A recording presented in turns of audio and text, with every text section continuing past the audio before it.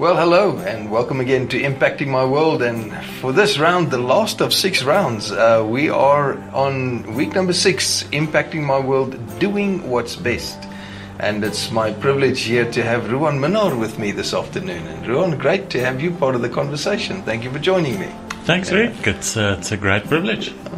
As one of the businessmen in our local congregation, thank you also for your contribution to the devotional, the 40-day devotional. There's a couple of things that you've written there that I've thoroughly enjoyed reading from the angle of a businessman. Ruan, take us into week 36 and the things that stirred you as a businessman, seeing the typical labels on these days like R&D and HR and above board and things like that. What stirs your heart as a businessman when you engage with material like this? Rick, out of the introduction, I was just reminded how much Jesus loves business people and people in the marketplace. And if we just look at his Exco team or his board of directors, not one of them came out of the synagogue or not one of them was educated or theologians. They were all in the marketplace. And 2,000 years later, this organization is still growing and expanding at a rapid rate. And that blessed me. So if you want something done, he gives it to a business person. Oh, that's good. And the second thing is then on the topic of legacy. Business schools teach us to strive for success, and you're ambitious and you have to climb the so-called ladder of success. But Jesus' economy and the kingdom's way of thinking and viewing it is more about a strive for significance. And it's not really the purpose or the calling that's in my life that's for myself, but it's actually there for others. And leaving a legacy then, impacting my world, and the way Jesus chose to do it was through love. Yeah. He embraced absolutely everyone. And I think if you just looked into his eyes, it didn't matter about the amount of sin or mistakes you might have done in the past. That love, that acceptance, totally transformed you. When we talk about HR, obviously the whole thing of the value of a human life and a human life in the economy of God's kingdom, we'll touch on that again. But thank you for introducing that. On day 36 is the first day of this week where we talk about living and leading, in a sense, a life that is above board. In a business environment, what would that stir in your heart, reading about the challenge that God brings to, in a business environment, to live a life that is above board? Rick, let's be honest. Face the facts. It's really tough to do business. I think globally today, but especially in the South African and the African context. And on a daily basis, you're challenged with corruption and with bribes and should I, shouldn't I? And when we look at living above board, we all want to be unashamedly ethical. Yes. If the Lord touched you and you realize I'm not in business for myself and I want God to use me and use possibly this business or my place of work to bring honor to Him, then doing it, you have to do it God's way. True. And how He spelled it out in His user manual for us. What blessed me in this week as well is not to try and do behavior modification. So quite often we try and fix the person, or we try and give a list of do's and don'ts, and we end up trying to clean the fish before we've caught it. So it hurts the fish. Let's maybe rather focus on intimacy. So I'm admitting that I'm quite scared of my wife. So yes, maybe there are certain things I don't do because I'm scared of her, but fear is not the best motivator.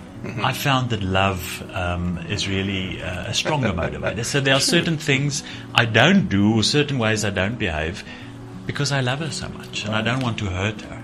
So if I want to change my behavior and it's rooted rather than opposed to just being integrity and focusing on integrity, rather focusing on intimacy, relationship with a father, and stronger than that, if I understand my identity and I've discovered who I am, then I know not to abuse or not to misuse my calling and the true purpose why I was created. Awesome. Yeah. Integrity then obviously the fruit of intimacy and the understanding of your identity. Yeah. Good. And well, the following day, the conversation then on creativity, call it R&D, research and development, the whole thing of being curious and discovering and actually going to find out how things work, and then being creative and bringing solutions that are kind of different to solve problems that have been caused. Einstein, of course, with his famous statement, you can't solve a problem by thinking at the same level of thinking that you were at when you caused the problem. I suppose the call on businessmen today and people in the business world is obviously to think differently and to think from a different perspective and to come with creative solutions to the current problems we're at. Absolutely, and I think God's people need to lead this charge of creativity. We were all created in His image and in His likeness, and our Dad is the creator of the heavens and the earth, and the creation is still happening, it's still expanding, and He created us creatively, or to act and to be creative. So once we've discovered our identity, I believe on our knees, that's where we win a lot of our battles, even at work. If you're struggling with certain things or wondering or looking for those creative solutions, spend time with your Dad and just make sure you're plugged into the source of energy and of that creativity. Tap into His ideas. Yeah. Blesses me if I manage to hear my Father's voice before a meeting, and it's almost like a warning, or there's a creative spark or creative idea, and it's not just to make me look intelligent. Then it's really awesome to just be a channel and just be an instrument in His hands. Sometimes the most surprising thing is that the creative people are sometimes the ones that we least expected to be. And I'm reminded in this particular day's reading of the story of Moses having to build the tabernacle and all of the implementation that goes around that, and the Lord telling him, I've already anointed somebody who has the skill to do what I'm asking you as a leader to do. So all he needed to go is find out where this guy was and draw him into the process. And he had somebody who was anointed to bring the solutions that God wanted him to have as a leader. Rick, what was that story about the peanut? Over 300 patents for the use of the peanut? Yeah, amazing. Incredible. The creative work that God has put into the stuff that we still need to discover. Amazing. On day 38, of course, I mentioned that when you were talking as introduction to the week, that the value of a human life and the whole thing of human resources in today's business world. What stirs you out of day 38 when we talk about human resources? Rick, I prefer to rather call it human capital, because any business need those two pillars to stand on. You need capital or finances, and you also need people. So you can't run any business without the people, and instead of just seeing them as a resource or a machine or something that's replaceable, realizing the importance of human beings' contributions in our business environment as well. If I look at the principle of stewardship, God has called each one of us to be a manager, to be a steward of what He has entrusted us with. So it's easy for us to understand that material possessions or finances we have to manage well. But I was challenged. How do I interact with the people God has entrusted me with? My colleagues, business partners, people I interact with at my place of work on a daily basis. Am I being salt? Am I being light? Am I representing my loving Father well? in helping people to experience that they have value, and who they are and what they do actually contributes great value to the processes that we're busy with. Yeah, absolutely. I love the comment that we have here by G.K. Chesterton, who mentions the challenge that the early church had with this whole thing of slavery, because the early church understood the value of man as being like a diamond. And the work that a slave was being asked to do considered the slave mere tool. And then he says, okay, but a diamond can cut a piece of glass. How much more valuable is the tool than the job that has been done? Yes. And when we use people to get jobs done, we're actually using a diamond to cut a piece of glass. And when the individual experiences that they're only a tool or a cog in the wheel, it really does demotivate, and it keeps them from actually producing at the level that God has anointed and designed them to produce. Absolutely, and it doesn't matter what your position or specific role in an organization might be. I love the story of President John F. Kennedy visiting NASA before they sent up that spaceship to the moon, and he met one of the cleaning ladies, and he asked her, "So tell me, what do you do here at NASA?" And she said, "I'm busy placing a man on the moon." And he said, "You know what, you're totally right. Because if this floor was in a mess or slippery and one of these rocket scientists managed to fall and slip, maybe the Russians would have ended up being on the moon first." So it doesn't matter what role you're fulfilling. There is a part to play in the bigger picture. Day 39 takes us to the whole thing of profitability and productivity and return on investment and that kind of conversation. Talk to me about what stirred you in this particular day's daily reading. I love this quote by Alan Platt saying, "God took pleasure in the physical aspect of his creation. We too can delight in creating useful and excellent products and services. Economic activity is rooted in the creation story. Business and enterprise from the institution that creates and sustains wealth for a just society." It's the whole thing about profit. It's the whole thing, about working for God, and work is worship. So doing business, and a lot of people feel that work might be a penalty or punishment, but isn't it that God created work before the fall, yes, before definitely. sin, and it is a way we can worship our Father as well. So productivity. Hopefully, people won't refer to us as Christians as the lazy ones at the office. Hopefully, they'll look at us and say, "Wow, that must be a Christian. That person must be a child of God just by them so productive in what they do as well." Yeah. The return on investment in terms of the kingdom, the economy of the kingdom, the investment that the Father made was investing His Son. Yeah. So that the kingdom could become established. And isn't it amazing how that we, because we have accepted what Christ has done for us, we have now entered into the economy of the kingdom, and we, in a sense, are the return on the investment that Christ made when He gave His life for us. That's great. And through the workplace, obviously, we have an open door into so many people's lives to share with them that they too can become part of the kingdom. They can become part of the return on investment that Christ made by shedding His blood for them. Absolutely. Yeah.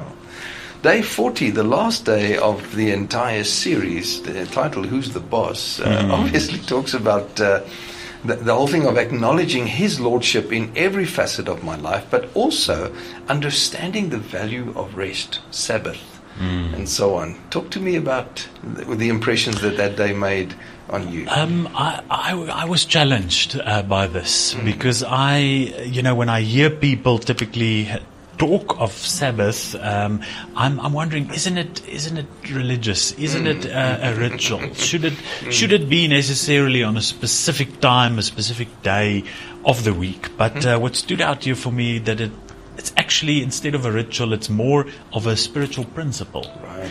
And I was challenged chasing maybe profit or profitability and productivity and these things. It's all about the bottom line, as we just discussed. What about just taking a bit of time out? And I think on a daily basis, I was reminded to take that time out and spend it with my dad. And then also, what about family? What about time with wife? Time with the kids? Just to clear your mind, time out in nature.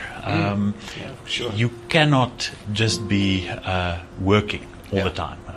You'll burn out. True. I love the comment here on page 205. It talks about rest being God's most powerful reminder that we are not really in control of our own lives. Yes. He says almost a third of our day is spent in sleep, a state of being where we cannot dictate what happens within us or around us. Our choices and the capacity to change the world around us simply have to be put on hold until we wake up and are ready to actively engage again. Isn't that a powerful reminder from God's side in terms of our design? That we need to acknowledge that things happen because He is the one sustaining processes, sustaining our lives, and to steward our time then, as you mentioned, in the ways that He has expected of us. That answers that question. He's the boss. Definitely. Ruan, thank you so much. It's great to have had your thoughts on this week's conversation. Really appreciate you. And is there anything that you would like to throw in as a parting remark for people who, as I say, in business, have been going through this process with us and are really geared to impacting their world in God's way? Just again, an encouragement that God has a bias towards the marketplace, and He just loves people at their place of work and people in business. So, I'm reminded that something like 85% of the miracles Jesus performed happened in the marketplace, and the parables He told, and He can use all of us to make a difference and to impact our world. That it's not just on Sundays in church between four walls, but Monday to Saturday, wherever we operate, we can be salt and light. We can make people thirsty for what we have, and ultimately for God, to want more of Him. And through our relationship with Him, and just the way we interact with people, with resources, with money, finances, people can be convicted and say, wow, I want that. Beautiful. Thank you so much. Thank you for sharing that. And thank you for being part of this process. Really appreciate that you have taken 40 days and every day you've journeyed with us in growing in your understanding of God's calling on your life as an individual, as part of a group, wherever you may be, in terms of family, in terms of work, in terms of processes in the marketplace. You have become God's agent to impact this world His way. Thank you for being part of this process. God bless you.